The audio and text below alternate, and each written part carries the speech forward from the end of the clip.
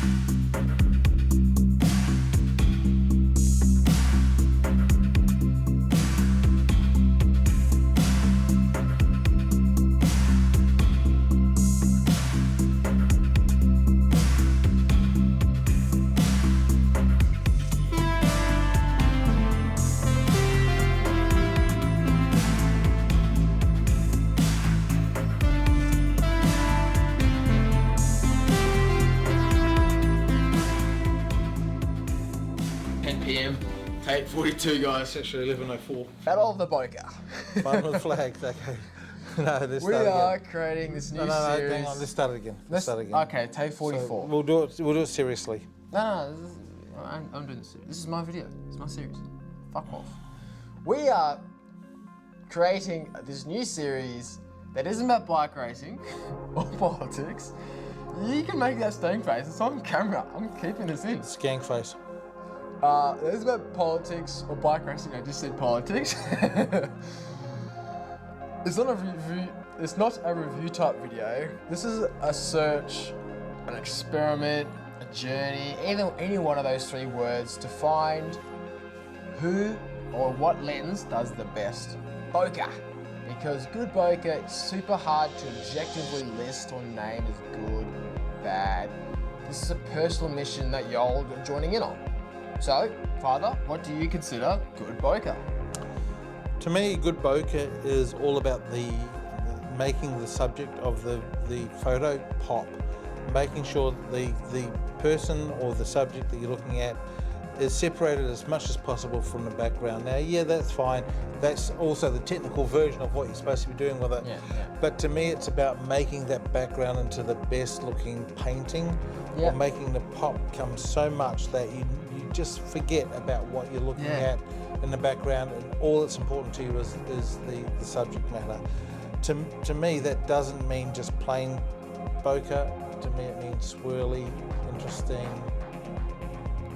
shaping, just something that's unusual that helps make the whole image pop. And what are we looking for? Well, we're looking for what exactly he just said. The things that create those blurry backgrounds that are stable in Hollywood. How do they respond to the flares? How does it create skin tones? You can't really have a good bokeh lens that has, yellow skin tones when the skin tone isn't when they're not Simpsons. And then what does it look like with the focus sharpness, the softness of it, the color replication? We've got some different lenses that replicate different colors differently. And you mentioned flares. We've also got to look for. We've also got the natural flares that Yeah. you see in Star Trek, for example, J.J. Abrams, or in the chick flicks with so you got the blue flares of J.J. Abrams. You got the yellow flares, the sun flares, and everything of the chick flicks, for example, the warm flares.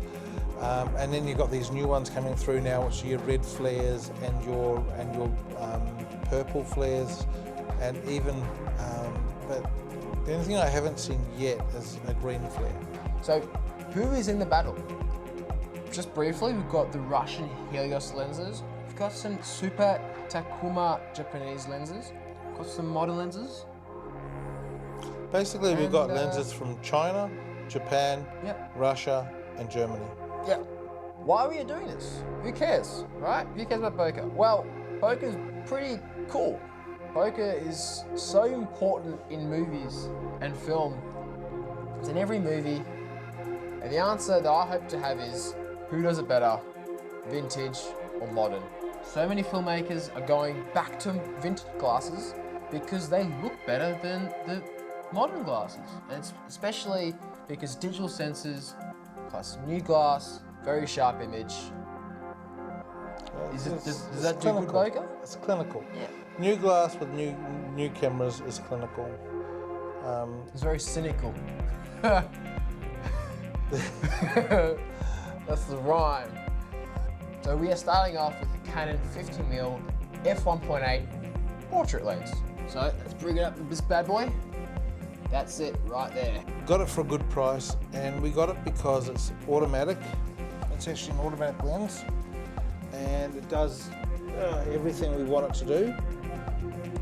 Just a little bit too sharp. It produces good bokeh, but everything looks extremely clinical with it. It doesn't look natural as I'd like it to be. I think the only downside to it is that it doesn't really have that. So the next one, the Canon 85mm. That's it there. It's a portrait lens, 1.8. It's got focus distance measures on it. Doesn't have a hard stop, but it's got those distance measurements. I remember when we bought this lens, it was expensive. It's got ultrasonic focusing. It's got built-in stabilization. It's a great lens for doing filming, but it's also really tough lens to use. So the next lens that we have is the Samyang Cine 35 lens T1.5. We're panning away from the autofocus, and then we are going to the more fully manual controlled. It's a very, very wide open lens on that. It's beautiful lens. The next one is the 7 Arsens lens, also 35mm, f/0.95. Not even a 1 in it. It's 0 at the start. So pretty wide open. And my golly, does it create a soft image. The background is just basically a painting, just a big brush. 7 Artisans make this lens. It's one of their specialty lenses. It's a hard lens to get a hold of. It's only available for our Canon M50. It's just a delight to work with. It's just fantastic. Yeah. The bokeh it makes is round, but if you're after a round portrait style bokeh, here it is, If babies. you love looking at circles, this is the one for you. This is the one. These two almost weigh the same. Still not the heaviest one we've got on the table. Not quite. It's no longer a hobby, by the way, guys. We're now available on Snapper. Yep, if you wanted to plug. hire us. Yep. Yep. The next one. What is our next one? The next one is the TT Artisans. Don't get that confused with the 7 Artisans because they're a different company. They're not the same name. Russian style, so it's like a remake of the Russian lenses, and it has got a huge f-stop. Look at that. So 1.2 all the way to 16, and you can actually hear the clicks. Yeah, the focus throw is about 110 degrees. It means that I'm not focusing rapidly all the time when I'm doing the bikes. Next one is the Inductor lens. It's a little bit different in terms of bokeh, but it does pretty cool flares and cool skin replication. The bokeh it produces is round, but because it's a Russian lens, the image is soft. So for filming, don't use for filming. Seriously, don't use it for filming. It's not a filming lens. This is a photographic lens only. So this is the Helios. I think this is the 2, the 44-2. This one here. This is one of the older Russian lenses. This is genuine Russian, by the way. We get these from a dealer in Russia. There's no locks, no feeling into it. But the hard stop means that you can actually set your hard stop to F2, and then it's locked there. The biggest thing with these is the throw, the focus throw. I mean, it's almost 300 degrees. This is the M4. Now this comes from our friend Roman. Again, it's got the F stops 2 to 16. It's a little bit easier, and it's clicked, so you can actually hear what you're using and feel it and see it. The throw on the lens, on the focus, is still, it's a Helios, so it's still close to 300. Lens hood to help to keep the light out. It's also been adapted to be from 52mm filter to a 77mm filter. It's got the gears on it. It's been adapted for the M50. Again, we can just take that off. It's a M42 adapter, but being a filming lens, there's no clicks. So the f-stop is smooth, buttery. You don't understand the beauty of working with these Russian lenses until you start and you try them out. We've also got the, which I haven't written out, so we've got the Asahi ones, Asahi Pentax Japanese lenses, which we recently acquired. We've got 2 of these. Terence is holding the Solarium irradiated lens. That's it's actually got. I think that's the Solarium one, isn't it? Is it the one with the yellow tinge? Yeah, it's one of the yellow tinge. If you might be able to see, but my skin looks almost like a Simpsons person. Best part about this lens itself, and I've played with this lens, is it's got a hexagonal. It is a 6-sided hexagonal bokeh. Beautiful bokeh. So then we have the, I don't know how to describe this one, but it's 135mm. It's quite heavy. Got a lot of glass elements in that one. A lot of housing. 11 elements in 4 sets. I looked at this one yesterday. This is a genuine Carl Zeiss German lens. So this is our German lens. It's the Sonar T-Star. It's also Japanese style CY mount rather than the Canon mount or the M42 mount, so we had to go and get ourselves a different connector for the camera. Anamorphic, my favourite lens. It's so fun, they're so cool to work with. And this is an Anamorphic 1.33 blue flare lens. Blue flares. Which is different from that one there, which is the Helios with a gold flare in it. So these are the contestants. I think I know my favourite to win the Bokeh battle, excluding the Anamorphic lens, excluding this one. I think I know who my favourite to win the battle is. I know which one I'm going for, but I'm not going to say anything. Can I say, don't judge a book by the cover. Don't judge a lens by its housing. No, that doesn't. No, you can fully judge a lens by its housing. Actually, don't judge a lens by its focal length and f-stop. Yeah, that works. Don't judge a lens.